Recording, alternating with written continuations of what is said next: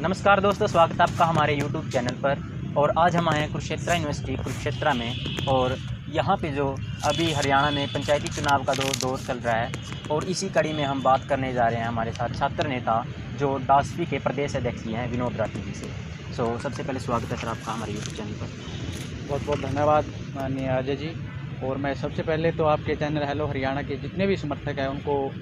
अपने यूनिवर्सिटी के संगठन की तरफ से, अपने हरियाणा प्रदेश की कार्यकारिणी की तरफ से सभी को नमस्कार, जय भीम और सत श्री अकाल कहता हूँ साथियों। और आपका भी मैं धन्यवाद करता हूँ, आपने भी कीमती समय निकाल कर हमारे इस यूनिवर्सिटी में आए और जो राजनीति का मुद्दा है उसको लेकर छात्रों के जो विचार हैं, क्या हैं उनके विचार, वो आप यहाँ पर ग्रहण करने आए हैं, तो आपका हम बहुत बहुत धन्यवाद करते हैं। अजय जी धन्यवाद विनोद। विनोद जी, मेरा आपसे पहला क्वेश्चन ये है कि जो अभी प्रदेश में चुनाव चल रहे हैं, 2 चरण में चुनाव हो चुके हैं और अभी तीसरे चरण में चुनाव होने वाले हैं जो कि 25 नवंबर से हैं, तो आपका क्या विचार है आपके एक छात्र नेता होने के माध्यम से? देखिए, जैसे कि सबको इस चीज़ का पता है, सबको विदित है कि पूरे हरियाणा प्रदेश के अंदर जो प्रशासन की सबसे छोटी इकाई जो मानी जाती है, ग्राम जो पंचायत जो कहते हैं ग्राम पंचायत के जो इलेक्शन हैं, उनको लेकर पूरे हरियाणा प्रदेश के हर कोने के अंदर, हर नुक्कड़ सभाओं के अंदर बड़ा जोर चला हुआ है जी। तो जैसे आपने पूछा कि जो पहले 2 चरणों के अंदर चुनाव हो चुके हैं और तीसरे के भी होने बाकी है 25 नवंबर को, तो साथियों जैसे 2 चरणों के अंदर चुनाव हुए हैं, बड़े अच्छा लगा है उन चुनाव को देखते हुए कि जिस तरीके से अब की बार इन चुनाव में अंदर युवाओं की और महिलाओं की भागीदारी को देखा तो वो सबसे ज़्यादा देखने को मिली है। और मैं उन सभी मतदाताओं को और जो भी जितने भी उम्मीदवार इस चुनाव के अंदर फाइट कर रहे थे, तो बहुत ही अच्छे तरीके से उन सभी उम्मीदवारों ने चुनाव को लड़ा है, फाइट किया है। और सभी मतदाताओं ने एक सोच समझकर, एक अच्छे तरीके से सोच शिक्षित और कर्मठ उम्मीदवार, संघर्षशील, जैसे हम पोस्टरों के अंदर माध्यम से देखते हैं, उनको चुनने का काम किया उन्होंने।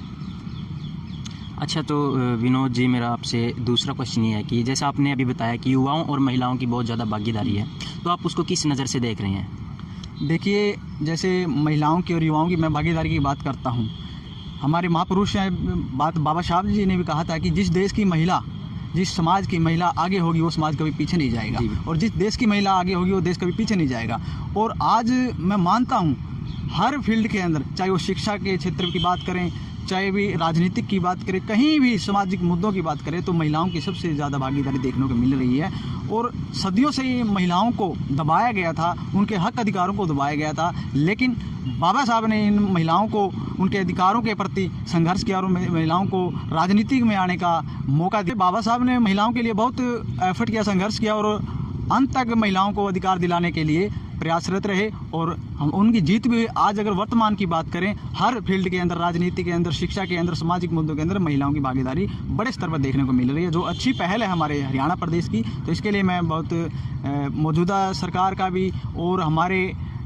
समाज के लोगों का भी, सर्व समाज के लोगों का इसमें धन्यवाद करता हूँ, जो भी अपने हमारी मातृशक्ति को आगे बढ़ाने में हमारा सहयोग कर रहे हैं। अच्छा विनोद जी, जैसे एक क्वेश्चन था मेरा कि शिक्षा का अभी जो चुनाव चल रहे हैं उसके अंदर क्या योगदान? देखिए, शिक्षा की जो बात करते हैं हम, अगर आज राजनीति हम पंचायत चुनाव की बात कर रहे हैं, तो उसमें हमारे जो युवा छात्र नेता हैं या जो हमारे जो पढ़े लिखे हमारे छोटे भाई, बड़े भाई बहनें हैं, वो ज़्यादातर देखने को मिल रही हैं। अगर शिक्षा की बात करते हैं, शिक्षा एक पैम्पलेट के ऊपर, उनके पर्चों के ऊपर हम देखते हैं कि शिक्षित, संगठित और संघर्षशील, ईमानदार वो है। लेकिन मोस्टली काफ़ी जगह देखा जाता है कि जो चुनाव की प्रक्रिया है उसमें जो उम्मीदवार होते हैं वो ज़्यादा पढ़े लिखे नहीं पाए जा रहे हैं। लेकिन अब की बार जो चुनाव है उसमें मैं बात करूं यूनिवर्सिटियों से, कॉलेजों से जिन बच्चों ने शिक्षा ग्रहण की है, शिक्षा हासिल की है, जो PhD स्कॉलर हैं, जो MA BEd MPhil की डिग्रियां लेकर अपने यूनिवर्सिटियों से गाँव की तरफ गए हैं, उन्होंने अब की बार पंचायत चुनाव के अंदर अपनी उम्मीदवार की ताल ठोकने का काम किया है। लेकिन उनको मैं मैसेज भी देना चाहूँगा कि भाई, जब इतने लेवल की शिक्षा ग्रहण करी है किसी भी बच्चे ने, अगर वो आज पंचायत के अंदर अपनी भागीदारी सुनिश्चित करना चाहता है तो उसका साथ दीजिए। क्योंकि जब एक शिक्षित व शिक्षित के साथ एक जागृत भी होना जरूरी है, ये दोनों चीज़ साथ लेकर चलेगा, ऐसा उम्मीदवार होगा तो डेफिनेटली आपके गांव को, अपने समाज को, इस देश को, इस हरियाणा प्रदेश को आगे बढ़ाने का काम करेगा। शिक्षा का बड़ा महत्व रोल है, क्योंकि बाबा साहब ने कहा था कि शिक्षा वो श्रेणी का दूध है जो जितना पिएगा वो उतना दहाड़ेगा। तो शिक्षा का बड़ा महत्व है, शिक्षा ही सबसे बेस्ट है। मैं इसके लिए सरकार का भी धन्यवाद करता हूँ जिन्होंने पंचायतों के इलेक्शन में शिक्षा एक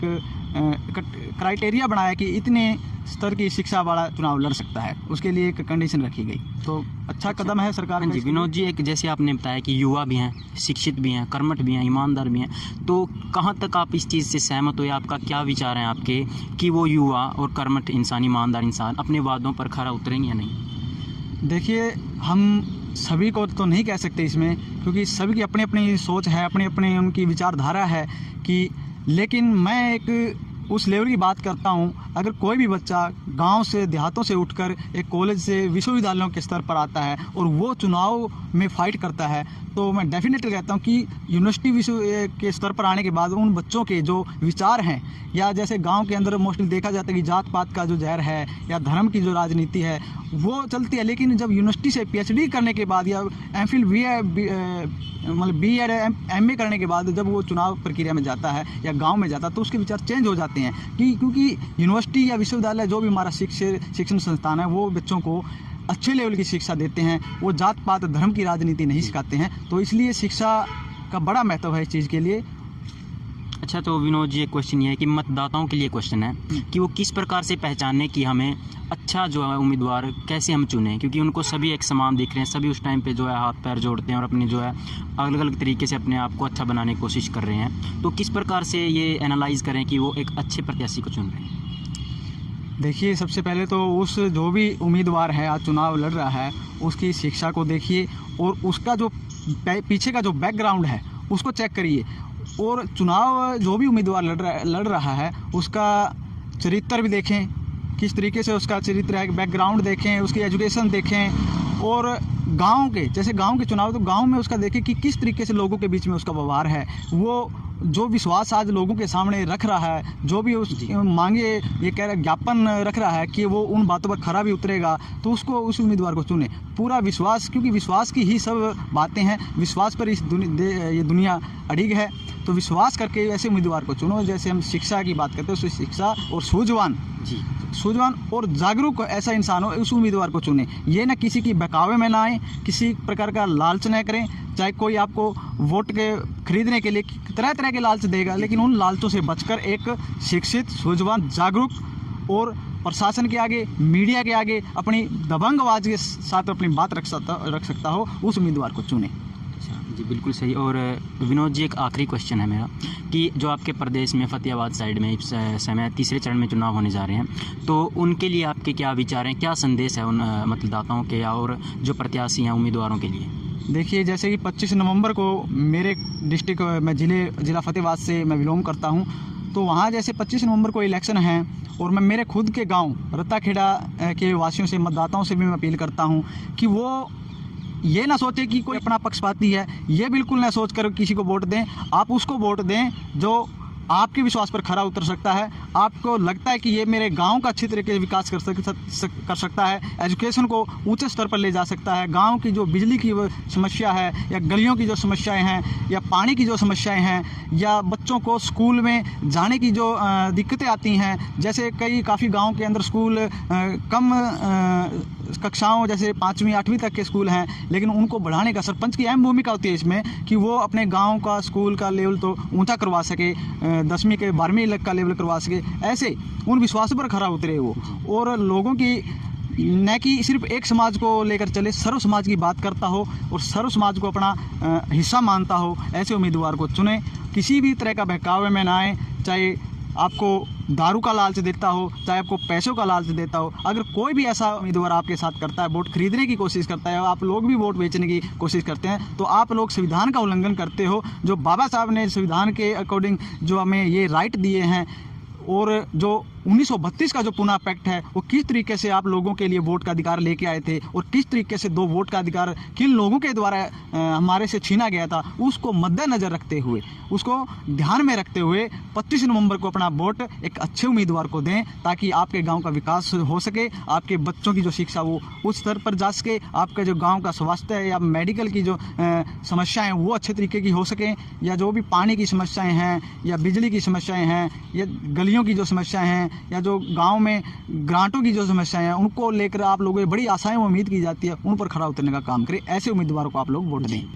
तो बहुत बहुत धन्यवाद जो प्रदेश अध्यक्ष विनोद राठी जी हमारे साथ जुड़े और अपने विचार रखे और इन्होंने बताया कि किस प्रकार से जो एक उम्मीदवार है एक मूलभूत समस्याओं से उठकर जो भी गांव की होती है उनसे उठकर एक अलग काम करे, वही एक युवा और शिक्षित है उम्मीदवार कहलाता है। तो अपने विचार बहुत अच्छे हमारे साथ इन्होंने साझा किया। बहुत बहुत धन्यवाद करता हूँ मैं विनोद राठी जी का। और इसी बात को मैं अंत में एक बात कहना चाहूँगा कि अपने भी जिस एरिया में आपके चुनाव हो रहे हैं एक अच्छा शिक्षित उम्मीदवार चुनें। और इसी बात को मैं ख़त्म करते हुए आपसे निवेदन करता हूँ कि हमारे चैनल को सब्सक्राइब कीजिए और शेयर कीजिए।